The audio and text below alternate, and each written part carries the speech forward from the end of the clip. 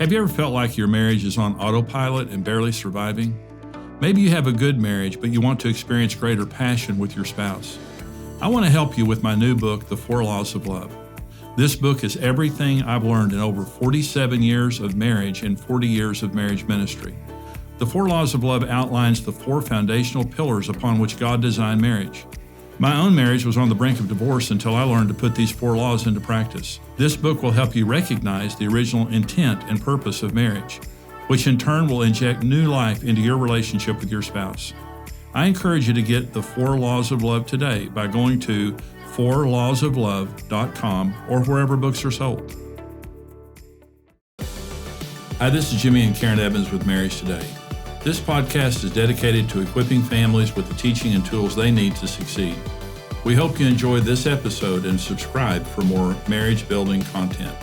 And Karen, welcome to the podcast. Thanks. It's good to be here. We're talking today about striking your spiritual and emotional match. Now, this is a very important teaching. It comes from Sex, Love, and Communication, the series that I do. And so we're going to go into the teaching here in just a few minutes, but we just want to begin by talking about intimacy. The whole purpose of Sex, Love, and Communication is talking about intimacy. And you cannot have intimacy without being able to communicate on the heart level with your spouse. See, spiritual intimacy is the deepest level of intimacy. Mm-hmm. A lot of people Jesus was asked, Lord, what's the most important commandment? And he said, love the Lord your God with all your heart, your soul, your mind, and your strength. There are 4 parts to our being. Our mind, loving God. By the way, the first reason that God gave us our minds was to love God and our bodies and everything else. So God says, love me with your mind, love me with your body, love me with your spirit, and love me with your soul, which means your will and emotions. And so when you come into marriage, one of the worst toxic things that gets into our minds is that intimacy is sex. Oh, yeah. Mm-hmm. See, our physical bodies are 1/4 of the intimacy equation. Mm-hmm. That you have to have mental intimacy. Well, you can't have mental intimacy if you're not talking. Mm-hmm. You have to have spiritual intimacy. That means praying and worshiping together, knowing God's will for our marriage, those kinds of things. Emotional intimacy also comes from talking and sharing our true feelings with each other and all of that. So when you and I got married, we had none of that, none whatsoever. We had sex, but that's all we had.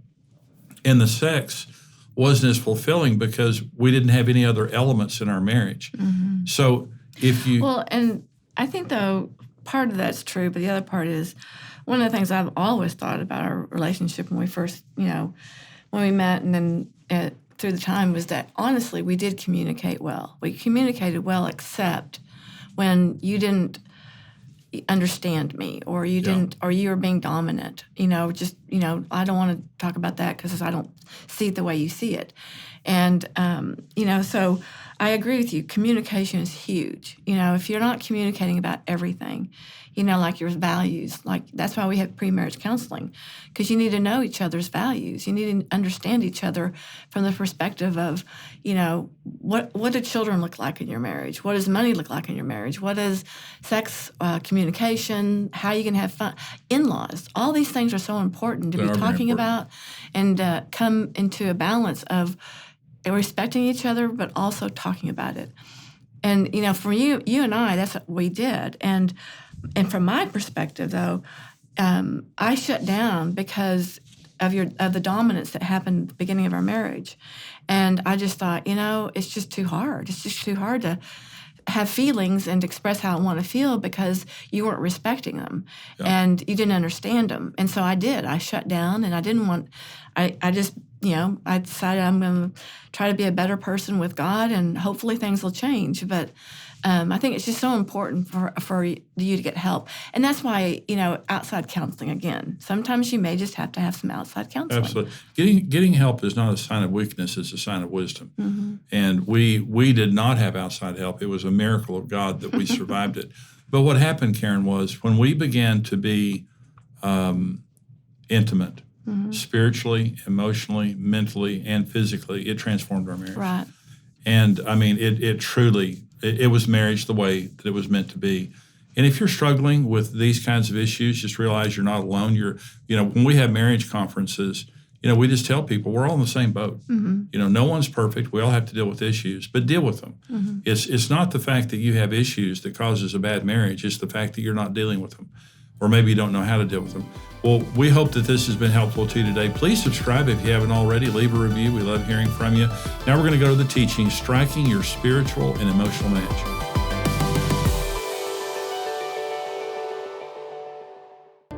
If you're seeking a professional Christian counselor, I want to let you know about a great option. It's called Faithful Counseling. It is not a crisis line. It's not self-help. It is a professional counseling done securely online from the privacy of your own home. Faithful Counseling will assess your needs and match you with your own licensed professional therapist for a weekly video or phone session. It's more affordable than traditional office counseling, and financial aid is available. Plus, they are offering a special discount of 10% off your first month exclusively for Marriage Today podcast listeners. To learn more, go to this website, getfaithful.com/Marriage Today. Good sex is always intentional. You may have been, naturally, obviously attracted to each other sexually when you met, but we can enjoy sex for the rest of our married lives. Research proves that people are enjoying sex 70s, 80s, longer than ever because we're living longer and because of medical technology, but it's always intentional. It's never by accident. And listen, don't let the devil tell you the lie that if you married the right person, that it would just happen naturally and you wouldn't have to work at it. That's just not true. You always have to put energy into the relationship regardless. But the other thing about striking your sexual match is it's how to take the natural differences that are between us and to make them dynamic rather than dangerous. God made us different by His design. We're very, very different. And when you understand those differences, it's dynamic. But when you don't, it's a very dangerous thing. And so sex demonstrates how different we are, but complementary. When I was in college, my job was to pull pipe fittings and pipe. When I first started, I didn't know, any kind of pipe fitting. And so I walked up one day and I noticed on my order, it said male pipe fitting. And I thought, what, male pipe fitting? And then I noticed down on the bottom, it said female pipe fitting. And I went to this guy that I worked with and I said, what's a male and a female pipe fitting? And he was kind of an old, gruff guy, and he said, come here, kid. So he walked me down the aisle of the pipe area there, and he grabbed a male fitting and said, this is a male fitting.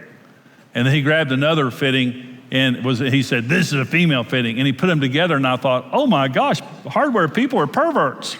They work in a porn shop here. And so it was embarrassing because I thought, I just can't believe they call them male. And I'm doing my hands, I got to stop doing that. But I can't believe they call them that. But it's interesting, God designed us so differently to complement each other. Nature tells us we need each other and we fit. Sex tells us that our differences have a dynamic to them and that we fit. And here's what male and female means. It takes two to make one. God looked at Adam and said, he's incomplete. And then He made Eve and said, they two shall become one. And nothing in our marriage demonstrates that more than sex. And something happens when we're having sex that doesn't happen in any other point in our marriage, something very dynamic and something very important. We are very dependent upon each other. See, if you could meet your own needs, you wouldn't get married. And again, the differences in our sexuality tell us a female needs a male and a male needs a female. But the point is this, it's going to take both of us with a good attitude to meet each other's needs. It's going to take both of us doing our part to be able to have intimacy and sex. I can't do it by myself. If I could be single. But since I can't, I'm depending on you, okay? And our sexuality is also threefold. A lot of times the mistake that we make is looking at sexuality one-dimensionally. In other words, we look at sex and just say, sex is something that happens in the physical realm. It does not. To have sex the way that God intended, it is spiritual, emotional, and physical. And that's what I want to talk about. The spiritual element of sex. The most important area of intimacy is spiritual intimacy. If you could If you could see the way that God sees, what you would see is the deepest part of you is your spirit. Now listen to what the word intimacy means. It means inner closeness. It means close on the inside. That's what intimacy means. When you're saying, I want to be intimate with my spouse, what you're saying is, I don't want just a superficial relationship. You can be having sex with someone who's a million miles away from you emotionally, and they're checked out. Okay, intimacy means I know you.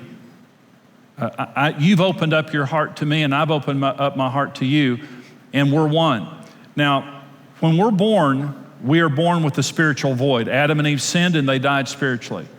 And every single one of us are born spiritually dead. And when we're born again, what that means, I was saved a week before Karen and I got married. And being born again means the Spirit of God, there's a Jesus-sized hole on the inside of us that money can't fill, that people can't fill, that a job or education can't fill. Nothing in life is gonna fill the inner emptiness in my life until Jesus comes in. And when Jesus comes in, I'm born again spiritually. My dead spirit becomes alive and God moves on the inside of me. When you're born again, this is why we shouldn't marry an unbeliever. And sometimes we're both lost and then one of us gets saved or whatever. But we want to both be believers, because when you also have Jesus living on the inside of you, we can now enjoy spiritual intimacy where the deepest part of you and the deepest part of me are in communion. The greatest intimacy is not mental intimacy. The greatest intimacy is not emotional intimacy or sexual intimacy. The greatest intimacy is spiritual intimacy. And Karen and I, people ask us, the secret of our marriage, God. God is the secret of our marriage. God is the secret of why we're together. And the greatest intimacy that we experience is the spiritual part of our relationship. Here's how to create spiritual intimacy in your marriage. And number one is to respect the spiritual nature of marriage and regard it as sacred. Now, you may have heard people say, it's just a piece of paper. Marriage is just a piece of paper. Marriage is an act of the Spirit of God, and it's a covenant. Now listen to me. The word covenant means to cut. When marriage it's a sacrificial, permanent bond, and it only works that way. When marriage was created, Adam was cut and he bled. Okay. And so blood, Jesus said, this is the new covenant in my blood. Marriage only works as a covenant bond where, here's what I'm saying, I will sacrificially love you till the day that I die. A covenant has no end date. If it has an end date, it's not a covenant. So this is permanent until death, and it is sacrificial. That's the nature of this relationship. There's a covenant marriage and there's a contract marriage. A contract marriage is what we have in America, and it's cheap and it's as worthless as the paper that it's written on. A contract marriage says this: I'm gonna protect my rights and limit my responsibilities to you. I've got one foot out the back door if you mess with me. I'm gonna protect my rights, and I'm gonna limit my responsibilities. A covenant says, I sacrifice my rights and I assume responsibility. Jesus came, sacrificed his right to be the Son of God, came down to earth, lived a miserable life, suffered a miserable death, and now he's our Savior. Who's glad about that? And he didn't do it protecting his rights. He did it sacrificing. And when we come to him and we join in the new covenant, we sacrifice our lives for Jesus. We give our lives to him. Jesus said, he who saves his life will lose it, and he who loses his life will save it. So let me say this. In marriage, you get what you pay for. If you want a contract, it's worth what you paid for it. And what it does is it establishes a very, very shaky foundation for intimacy and sex and a life built together. How can you build a life with someone who's got their bags half packed all the time? How can you build a life with someone who's never demonstrated true sacrifice and has never really demonstrated that they're totally committed to the relationship? Divorce is not an option. We're in this thing for the rest of our lives. It's till death do us part. That is the spirit of a covenant marriage. And listen, every covenant has a seal and a sign.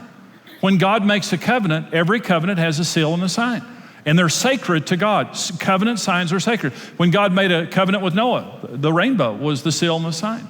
When God made a covenant with Abraham, circumcision was the seal and the sign. When Jesus entered the new covenant, the seal of the new covenant is water baptism, and the sign is communion.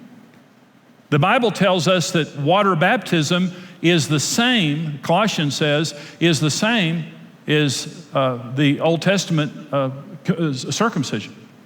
And communion is the sign. Every covenant has a seal and a sign, and they're sacred to God. Okay, so what if marriage is a covenant? What is the sign and the seal? Sex. When we get married, sex consummates the bond of marriage. That's the way God designed it. We don't have sex before marriage. That's the way God designed it. And then I come and I commit my life to you in covenant, and then after making that covenant vow, we seal that with sex. And then the sign, the seal means it's a done deal. Jesus, you're Lord of my life. I'm water baptized. It's a done deal. This is the outward sign of an inward decision that I've made. It's not something I've privately done in my heart. I've done it publicly before witnesses. This is the sign, the seal. What's the sign? It is the constant sign to you that I'm walking in good faith with the commitment that I made. So in Christianity, it's communion. I'm baptized one time, but regularly I take communion. What does communion say? I remember. Jesus said, do this in remembrance of me. I remember, Jesus. I remember what you did for me, and I remember the commitment I made to you. I'm walking in good faith, and I'm bearing the sign of the covenant that we have together. What is the covenant sign of marriage? Sex. Every time I'm having sex with you, what I'm saying is, I remember the commitment that I made, that sacred covenant that we made. And I may not like you right now. I may be ticked at you right now. I may have 300 other things to do right now, but I'm going to have sex with you just to remind myself of the commitment that I made. And my attitude will be better afterwards, I'm sure. I'm hoping. That's a good marriage. To the degree that you're pure in sex, and I'm not talking about being a prude, because God wants us to enjoy sex and have fun having sex in marriage. To the degree that you're pure is to the degree that sex will be fulfilling for you. I've never met a sex addict that was fulfilled. Ever, ever, ever, ever. Sex addiction is a bondage, and it sucks the life out of you. But when you commit yourself to one person, to be intimate with one person, that's how sex becomes special. And we just tell ourselves, sex is sacred. It's something only between us, and I'll never justify taking it outside of our marriage. And if I'm tempted, I'm wrong, and I'm going to take it to Jesus and become accountable. But here's the issue. You want to pray together, worship together, make the spiritual element of your marriage the most important area of your marriage. Let me tell you why I trust Karen. Because she's a godly woman. Karen's conscience before God is why I trust her. Because I'm a human being and she's a human being. And we're not better than anybody else, and anyone can fall. I could fall sexually. Absolutely no doubt about it. What's the insurance policy that I won't? My relationship with Jesus Christ. And us praying together and worshiping together and valuing the spiritual element of our marriage creates the greatest spiritual intimacy and trust in our relationship that then opens the door to sexual intimacy. It is the most, and let me say this now, according to a survey, Sex in America, it was a definitive survey, Grand Central America, the most sexually satisfied couples and most orgasmic women are Christians and married. It puts into men and women's minds this picture, well, if you're married and you're a Christian, well, you know, you're having sex, but the fun is out in the city being single and sexual. The fun's out there on the dark side. It's exactly the opposite. Those people have less sex and less satisfying sex. The best sex is in a Christian, monogamous, heterosexual, committed marriage. Give yourselves a hand. You have the best sex of anybody. It's the truth. Because the spiritual element is the most important element. That's why that we have the best sex of anybody. And I'm not saying you necessarily do, but you may have to work on some issues, but you have the best shot at it when spirituality is important. Number 2 is the emotional match. Here are the top 5 reasons why couples fight. Top 5. Number 1 is work stress. Number 2 is money. 3 is children. 4 is sex. And 5 is housework. Work stress, money, children, sex, and housework. Okay? And let me tell you why we fight. Because you don't care how I feel. You don't care how I feel about you working all the time. You don't care how I feel about you leaving the house dirty and not helping me when you get home. You don't care how I feel about the kids and the kids being neglected or the kids not being disciplined. You don't care how I feel. And when our spouse is saying something to us, typically it's something that we don't understand because we're not in their world, and a lot of times we don't understand their perspective. But here's what your spouse needs most from you when they're emoting: validation. Validation. I may not understand what you're saying, but it's important to me because you're important to me. Rather than rolling your eyes, rather than just walking away in disagreement and not validating them. There was a man talking to me last week, and he was telling me about an interaction that he had with his wife, and they have absolutely no intimacy whatsoever. And he was telling me something she said to him, and I said, well, what did you say? He said, I just laughed. And I said, in other words, you didn't validate anything she had to say. And he said, huh? He thought laughing at her, she said something, he just went, huh. And she walked away hurt. And he thought that was intelligent on his part. And I said, what she needed from you was validation. She needed you to say to her, honey, it's important. I don't understand everything you're saying, but it's important because you're saying it. My emotions, listen, my emotions may not be right, but they're real. And I would say, this is an inexact, scientific survey based on me. I would say half the time I'm talking to Karen, my emotions are real but not right. Half the time. So when I'm talking to her about something, my emotions aren't right. I can think of dozens of examples of times I've been talking to Karen about something, but they were real. And so when I'm talking to Karen and I'm talking to her about how I feel, I'm not attacking, I'm just telling her how I feel. Here's what I need from her is, Jimmy, that's important. I validate how you feel. I may not agree with it, but I validate. And when you validate the way that I feel, listen, and I don't have to pay a price for being honest. Research proves that couples who never disagree have bad marriages. I'm not talking about fighting all the time. I'm talking about giving your spouse the right to disagree without paying a price. I'm hurt. I'm frustrated. You're not helping around the house. I feel like I'm taking care of the kids all the time by myself, and you don't care. I feel like you work all the time. I feel like your friends are more important than me. I feel. And emotional intimacy comes from the place of saying to your spouse, are you doing okay? Now listen, you're not a good husband until your wife tells you you are. You can go buy yourself one of those World's Best Husbands t-shirts. It's better for your wife to buy it. Because if you buy it for yourself, you're just trying to let her know. But if she buys it for you, she's trying to let the world know. You're not a good wife until your husband tells you you are. And here's what makes a great marriage, is sitting down with each other and saying, am I doing a good job? Are your needs being met? Am I hurting you? Is there anything I'm doing that's frustrating you? And sitting down sincerely and without any defensiveness and saying, except for serving Jesus, my most important mission in life is to fulfill you. I know you depend upon me for that. You can't fulfill yourself or we wouldn't have gotten married. And I don't want to strand you in a loveless relationship as I go do something else and take you for granted. Am I doing a good job? How can I improve? And when you have two people that conscientious and are willing to open up and not be defensive and now listen to what your spouse is saying. Karen and I today can open up with each other and talk with each other without fear. But I remember when I didn't want the answer to that question, I would have never sat down with Karen and asked her because she would have answered it. And I would have had to have changed. So emotional intimacy simply means this: I care about your emotions. They might be right or wrong, but they're real. And if I agree or disagree, I will validate what you're saying and give you the right to express it without paying a price, unless you're being cruel, unless you're being mean or something like that.